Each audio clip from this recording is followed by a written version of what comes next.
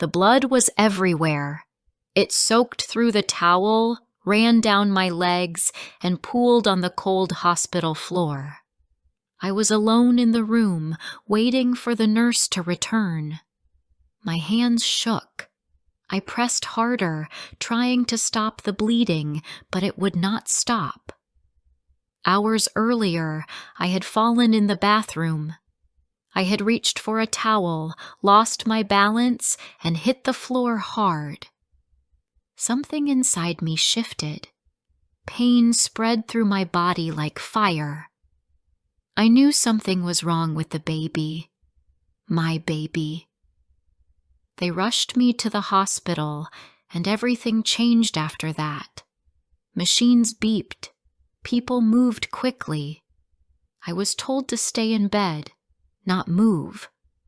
Rest. My husband was called, but he arrived late. He looked pale when he saw the blood on my hospital gown. The doctors said I had to stay for observation. I did not care about the discomfort or the food or the endless checks. I cared about the baby. I lay there with my hands on my stomach, whispering quiet promises to someone who could not hear me yet. My husband stayed the first night.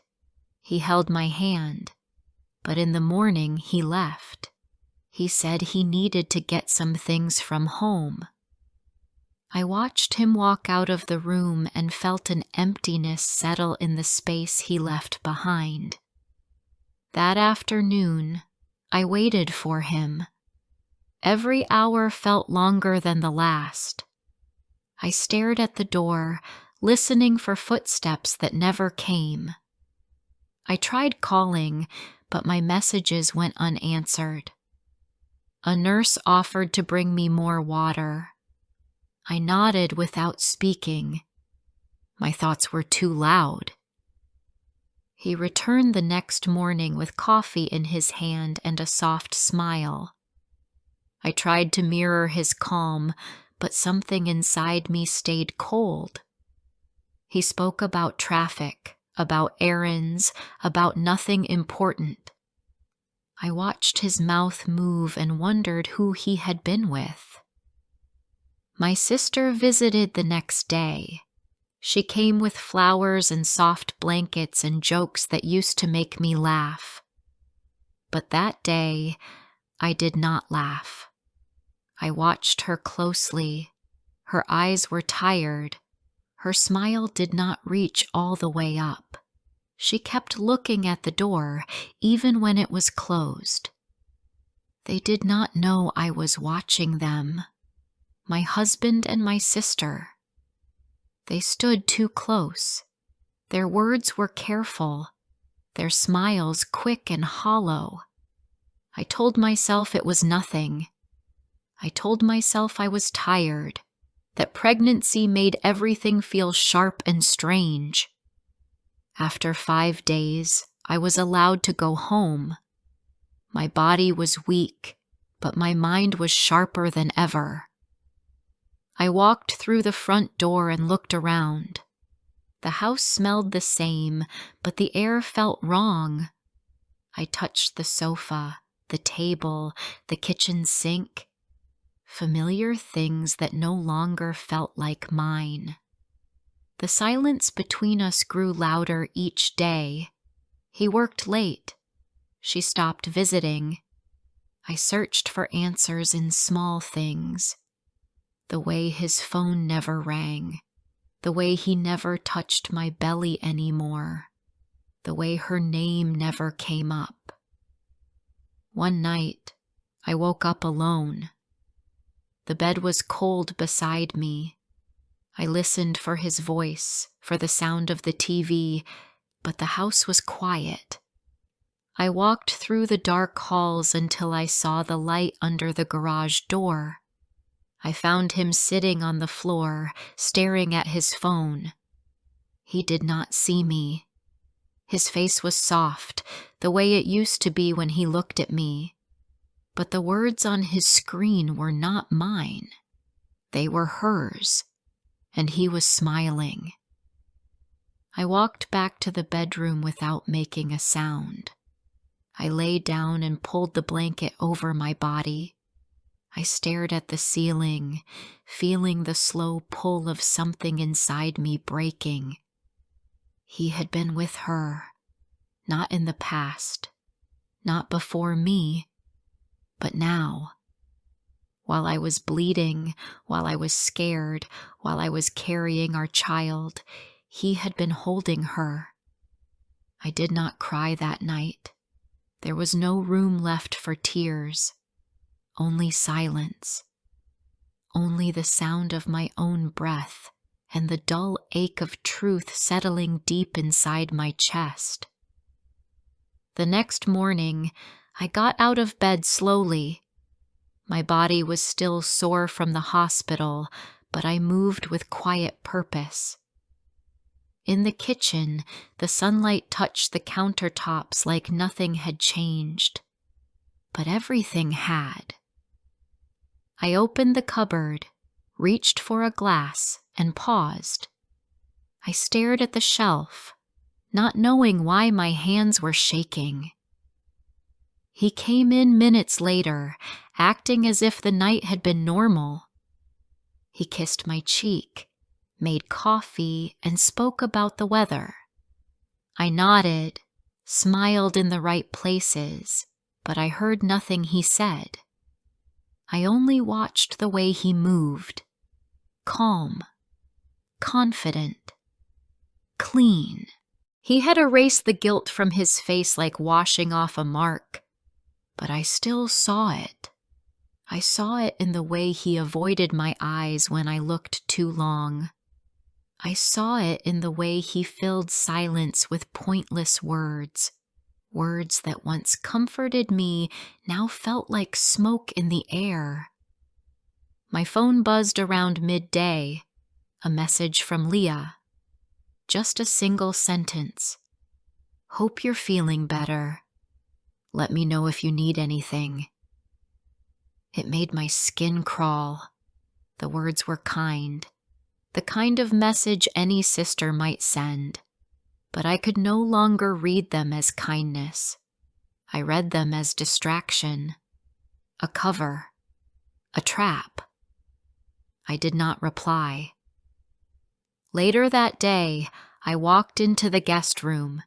It was tidy, untouched, but the pillow had a faint dip in the middle.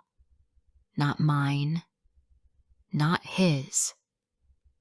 I pulled back the blanket and found one strand of long, dark hair. It was not mine. I held it between my fingers until my hand went numb. In the following days, I watched them both. Not directly. I listened instead. I listened to the weight of his footsteps, the rhythm of his shower, the sound of the garage door late at night. I listened for lies in silence. Leah stopped calling, Evan stopped trying, and I stopped pretending. I thought about the baby often. I held my stomach and whispered quiet truths. I told the baby I was strong. I told the baby we would be okay. I told the baby we would leave when it was time. But time moved slowly, and I was still too weak to move far. One night, I picked up his phone while he was in the shower. I had not done that before. I had always believed in privacy, but love does not mean blindness, and trust dies in pieces. There were no messages, nothing between him and Leah. Everything had been deleted, everything cleaned. He was careful now, but he had not always been. I opened the photo gallery. That was his mistake. There were pictures of her, taken in our kitchen, on our bed, one with her wearing my robe. I stared at that one the longest. I remembered that robe, soft gray cotton, a gift from him last winter. She looked comfortable in it. Too comfortable. I put the phone down and sat on the couch, holding my belly. I was not angry. Not yet. I was something else. Something deeper. A kind of sorrow that had no shape, only weight. He came out and said something about dinner. I nodded. He did not notice the difference in my eyes. That weekend, Leah showed up. I opened the door and found her standing there with her usual smile. But I saw her blink fast, like someone hiding something behind their eyes. She said she missed me. She said she brought soup. She said she wanted to help. I let her in. We sat in the living room like strangers. She talked about work, about her dog, about a show she was watching. I let her speak. Then I asked, very softly, if she had been here while I was in the hospital. She paused.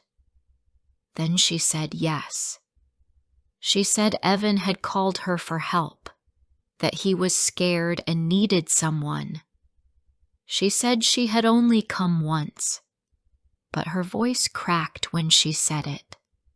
I nodded. I thanked her.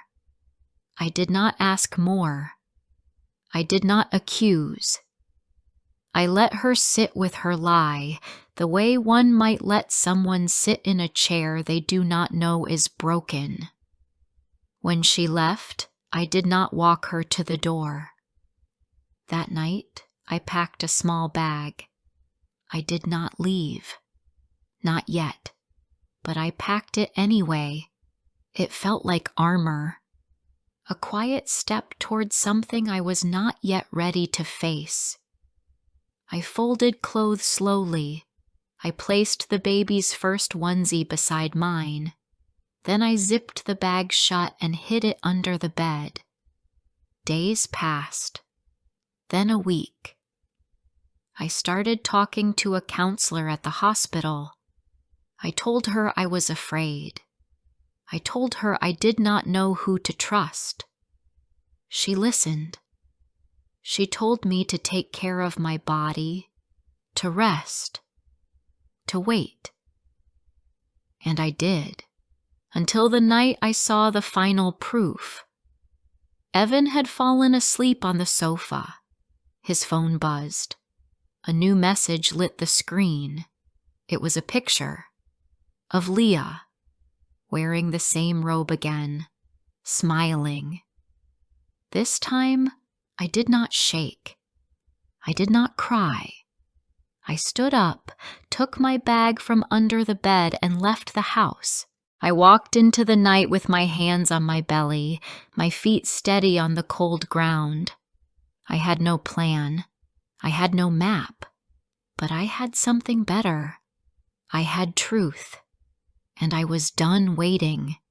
The street was dark but quiet. I walked slowly, one hand holding my bag, the other resting on my belly. Each step felt like a quiet goodbye. Not to the house, not to the things I left behind, but to the version of myself that once believed love could protect me from betrayal.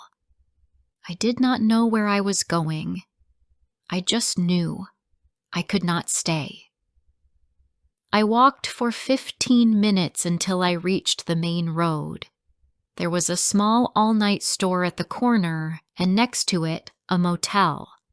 I stood in front of it for a long time, breathing slowly, feeling the ache in my legs and the weight of every memory I carried. Inside, the man at the desk looked up, surprised. He asked no questions. I gave him my name and paid for 3 nights. The room was small and cold, but the silence felt honest. I lay on the bed fully dressed. My eyes were open, staring at the ceiling. I kept seeing her face. Not Evan's, not even the baby's, only hers. Leah, my sister. I thought about the times I had defended her, the times I had forgiven her for things others would not. She had always been selfish, but I believed her heart was still good. I never thought she would do this to me. Not this. Sleep came slowly, in short waves. I dreamed of being underwater. I dreamed of calling out, but no one heard me. I woke up gasping, and the sun was already rising. That morning, I called a friend I had not spoken to in months. Julia. We used to work together before I left my job. She was kind and honest, the kind of person who listened without judging. I told her I needed a place to stay, only for a few days. She said yes without asking why. I left the motel and took a cab to her place. She lived in a quiet part of town, far from everything I wanted to forget. She opened the door and hugged me without saying a word. She showed me the guest room and made me tea. I sat on the bed and cried for the first time. Not loudly, not for hours, but enough. The next day, I visited the hospital for a checkup. The doctor asked where Evan was. I told her he was not coming. She looked at me for a long time but said nothing. She checked the baby's heartbeat and told me everything looked fine. She told me to rest, to eat, to stay calm. I thanked her and left without looking back. At Julia's place, I started to feel safe again. She worked during the day, and I stayed in the quiet room reading or sleeping. Sometimes I wrote things down. Small things, thoughts, feelings, promises to myself. One afternoon, Julia brought in a small notebook and a pen. She told me to write letters I would never send, to Evan, to Leah, even to the baby. So I did. I wrote to Evan first. I told him how much I had loved him. I told him how I felt when I saw the pictures. I wrote about every moment I had carried pain while he carried secrets. I told him I would never forgive him, but I would survive him. Then I wrote to Leah. That letter took longer. I started and stopped many times. I wrote about our childhood, about the way I had always tried to protect her, about how she had broken something inside me that could never be repaired. I did not write hate. I wrote truth. Last, I wrote to my baby. I told them I was sorry for the way things began, sorry for the people I had trusted. But I promised I would become someone stronger, someone who would never let them feel alone. I folded the letters and placed them inside the notebook. 2 weeks passed. I did not hear from Evan, not once. But Leah sent me a message, a long one. She said she was sorry. She said she never meant to hurt me. She said she loved Evan and did not know how it started. I stared at the screen for a long time. Then I deleted the message.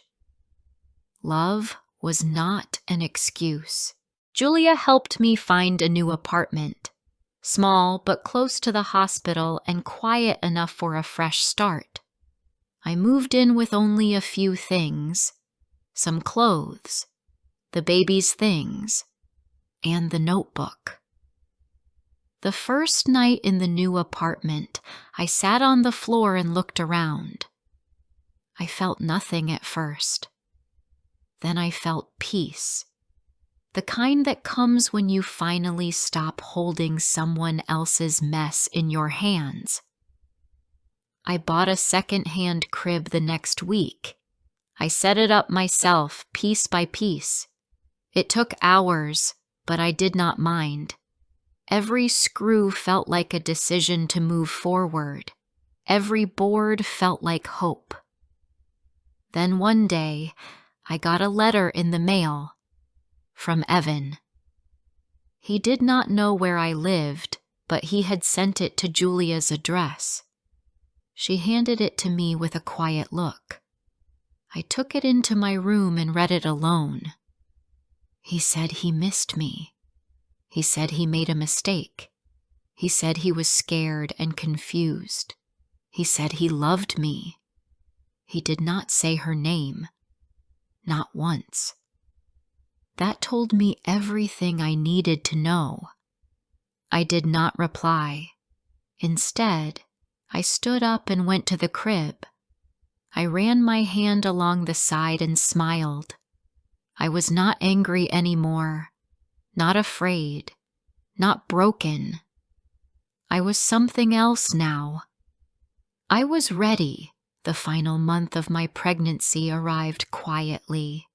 There were no celebrations, no baby shower, no family photos, only quiet mornings, soft music, and a growing sense of control. I made tea every day at the same time. I walked carefully, breathing slowly, learning to feel safe in my own skin again. There were moments when sadness crept in. At night, when the wind hit the window a certain way, or when I saw a couple walking together hand in hand. But the sadness did not stay. It came, said its name, and left. Like a visitor with no place to rest. I attended every checkup alone. I held my belly in the waiting room, surrounded by women with husbands and partners and mothers. I watched them laugh and take photos. I listened to their plans. And then I looked away, not out of jealousy, but out of choice. Their path was not mine. One evening, while folding the baby's clothes, I found a small hat I had bought before everything fell apart. It was soft and white, with tiny bear ears. I had almost returned it, but now I held it to my face and closed my eyes. I imagined placing it on my baby's head and whispering, "We're okay now." I started going to the local park in the early mornings. It was quiet, mostly filled with joggers and older people walking dogs. I sat on the same bench every day and watched the world move. Sometimes people smiled at me. Sometimes they did not. I liked both. One morning, an old woman sat beside me. She wore a blue coat and carried a bag of breadcrumbs. She tossed some onto the grass for the birds and turned to me with soft eyes. "You're close," she said. "Boy or girl?" I told her I did not know. She smiled and nodded. "I had 5, she said. "One thing I learned, you don't need much to raise a child. Just love and the will to stay." We sat in silence for a while. Then she stood up, nodded once more, and walked away. That night, I wrote those words in my notebook. Love and the will to stay. The hospital told me my due date was near. I packed my bag carefully, choosing every item with care. A nightgown, slippers, the baby's first blanket, the little bear hat, the notebook. I checked it 3 times. When the pain started, it was early morning. It began with a slow pressure, then grew sharper. I breathed through it and timed the space between. I called a cab and stood by the window as I waited. The sun was rising. The sky was pale and kind. At the hospital, I moved through the hours with a calm I did not expect. The nurses helped. The doctor explained things clearly. I felt present, aware, ready. The pain came in waves, but I stayed above it. When the baby arrived, everything stopped for a moment. Then came the sound. A cry, high and full and real. They placed the baby on my chest, and I looked down. My heart moved in a way it never had before. It was not joy. It was not peace. It was something bigger, something that made every crack inside me feel whole again. A girl. She was small, red, and beautiful. I whispered her name softly. It had come to me in a dream days before. A name that felt like light. A name no one else had given her. I held her close and cried for the 2nd time since leaving. The first night in the hospital, I did not sleep. I watched her. I touched her tiny fingers. I counted the rhythm of her breathing. I kissed her forehead and whispered that I would never lie to her, never leave her, never let her feel what I had felt. The nurses offered to take her for a few hours so I could rest.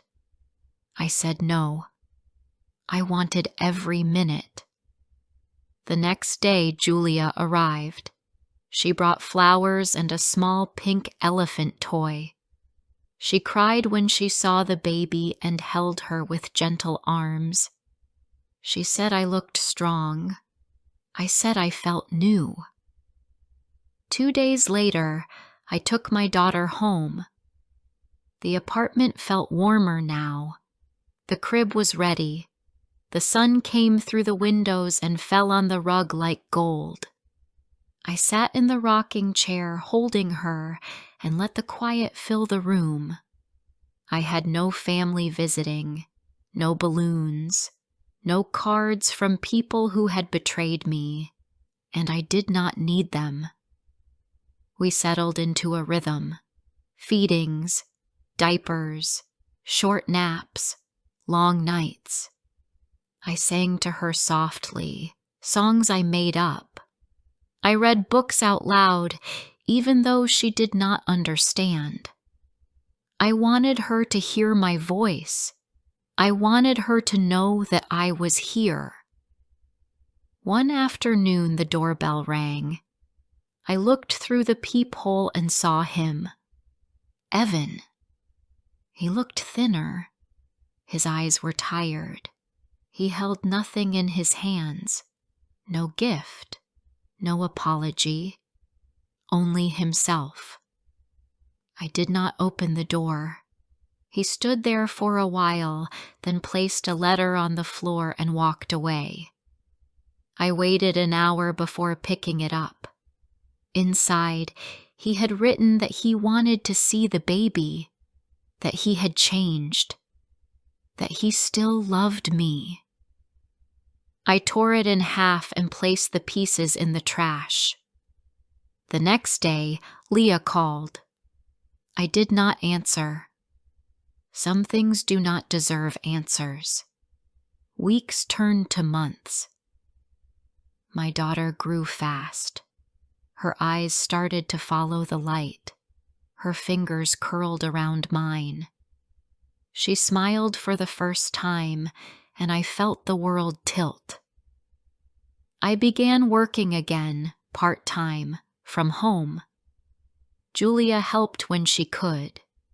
A neighbor offered to watch the baby sometimes. I accepted. Slowly, a village began to grow around me. Not the one I had lost, but the one I had built.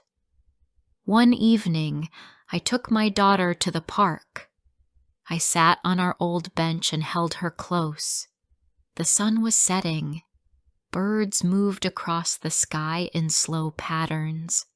A woman passed by and smiled at us. She said I looked happy. I nodded and smiled back. I was not healed, not completely. There were still nights when the past knocked on the door of my mind, but I did not let it in, not anymore. I looked down at my daughter's face. Her eyes were open wide, looking at the sky. I whispered a quiet promise in her ear. We are not broken. We are becoming.